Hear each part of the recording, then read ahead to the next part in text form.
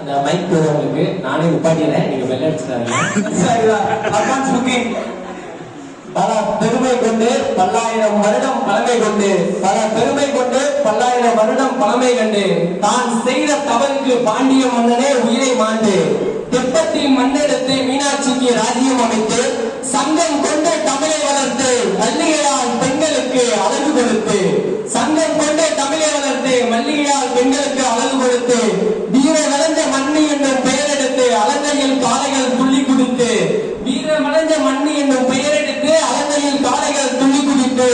ஏழு தழுவுகளில் வீரர்கள் காளைகளை மதித்து மக்கள் காளைகளை கடவுளாக மதித்து ஜல்லிக்கட்டு பெருமையை இன்னும் கடைபிடித்து வரும் ஒரு மதுரைக்காரனாகவும் ஒரு ஜல்லிக்கட்டு காதலனாகவும் ஒரு விவசாய குடிமகனாகவும் என்று சொல்கிறேன். நான் ஒரு விவசாய குடிமகன், கிராமத்துக்காரன், வயதினை பற்றி அவர் கேட்கும் போது ஃப்ரெண்டு முக்கியமா வயக்காடு முக்கியமான்னு கேட்கும் போது நீங்க ஃப்ரெண்டு தான் முக்கியம் அப்படின்னீங்க. ஒரு தட்டுல பிரியாணி இருக்கு, ஒரு தட்டுல ஃப்ரெண்டு இருக்காரு. ஒரு பக்கம் நீங்க பிரியாணி பக்கம் நோங்குவீங்களா, ஃப்ரெண்டு பக்கம் நோங்குவீங்களா?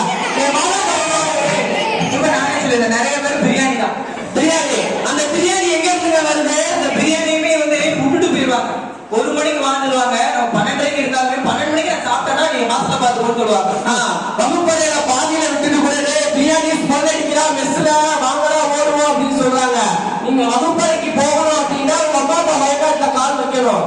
நல்லா புரிஞ்சுக்கங்க, நீங்க வகுப்பறைக்கு போகணும் அப்படின்னா உங்க அம்மா அப்பா வயக்காட்டுல கால் வைக்கணும். நான் இப்ப படிச்சுட்டு இருக்கேன்னா நான் வந்து ஓப்பனா சொல்றேன் அப்படின்னா காலேஜ் படிப்பு வந்து கம்மி தான். அந்த அதுலயும் வந்து நான் சந்தோஷம் தான் படுவேன், வருத்தப்பட மாட்டேன். ஏன் அப்படின்னா நான் வந்து விவசாயம் பண்றேன். அந்த விவசாயம் பண்ணிட்டு நான் வந்து படிக்கிறதுனால எனக்கு வந்து சந்தோஷம் தான், வருத்தமே கிடையாது. சரிங்களா? அதை வந்து நல்லா புரிஞ்சுக்கங்க. நீங்க என்னதான் நீங்க கிளாஸ்ல வந்து ஒரு வகுப்பறையில வந்து 4 பசங்க சேர்ந்து ஒரு கூட்டாஞ்சோறு ஒரு கூட்டா வந்து நீங்க சாப்பிட்டாலும், ஆனா எனது உழவன் வந்து ஒரு வளப்புல உட்காந்து பழைய சோறு பச்சை மிளகா சாப்பிடுறதுக்கு ஈடாகாது. நீங்க சாப்பிடுறது அதுக்குதான் ஒரு பாட்டு இருக்கு. பழைய சோறு பச்சை மிளகா பக்கத்து வீட்டு குழம்பு வாசம் திருட்டு மாங்கா தெரு சண்டை தேனாயினிக்கும் தெம்மாங்கு பாட்டு அப்படின்னு பாட்டே இருக்கு. அது மட்டும் இல்ல, நீங்க என்னதான் வகுப்பறையில அரட்டை அடிச்சு விளாடுங்க, நீங்க சந்தோஷமாவே இருக்கீங்கன்னா சொல்றேன். ஆனா நீங்க அரட்டை அடிச்சு விளாடும் போது மேம்பாடாங்களே ஒரு பயம் இருக்கும். ஆனா எங்க வயல்வெளி விளையாட்டு பாண்டி, பச்சை குதிரை, கில்லி, நொண்டி, கபடி ஆகிய அனைத்து வந்து விளையாட்டு வந்து எங்கிட்ட இருக்கு. அது கூடவே அறிவு சார்ந்த விளையாட்டு. அதுக்குதான் நீங்க வந்து ஒரு கம்ப்யூட்டர்ல உட்கார்ந்து கேம் விளையாண்டுட்டே போயிருவீங்க. அது உங்களுக்கு உடம்புக்கும் பாதிப்பு, உடல வந்து செலவு பண்ணா கடைசியில் ஆஸ்பத்திரி எல்லாம் போயிருக்கோம். ஆனா எங்களோட விளையாட்டு எப்படி இருக்கு தெரியுமா?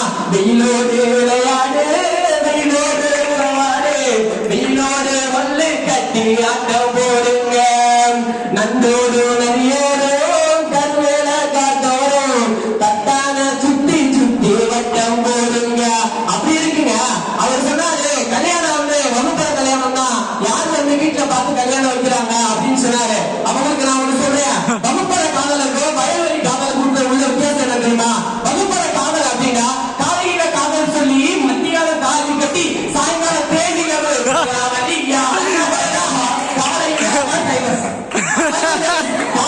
அந்த பிள்ளை காசு நம்ம கையில கிளாஸ்ல வாங்கிட்டான், இது மாத்தி அழகா இருக்கா அப்படின்னு சொல்லி ஏத்தி விடலாம். அதே மாதிரிதான் அது அந்த காலையில இருந்து மத்தியானம் நம்ம சொல்றீங்க, சாயங்காலம் தைலம் சாயிடும். வந்து சொன்ன மாதிரி சாயங்காலம் கண்ணா வந்து தைலம் செய்யலாம். ஆனா எங்க வயல்வெளி காதல் அப்படி இல்லை. ஒரு நிலத்துல என்னோட பெண் குழந்தையும் இன்னொரு நிலத்துல என்னோட ஆண் குழந்தையும் இருந்துட்டு எப்படிங்களா காதல் பண்ணாங்க. இங்க இருந்து என் பெண் குழந்தை அவளுடைய காதல் தூள் விடுது. எப்படின்னா பருத்தி எடுக்க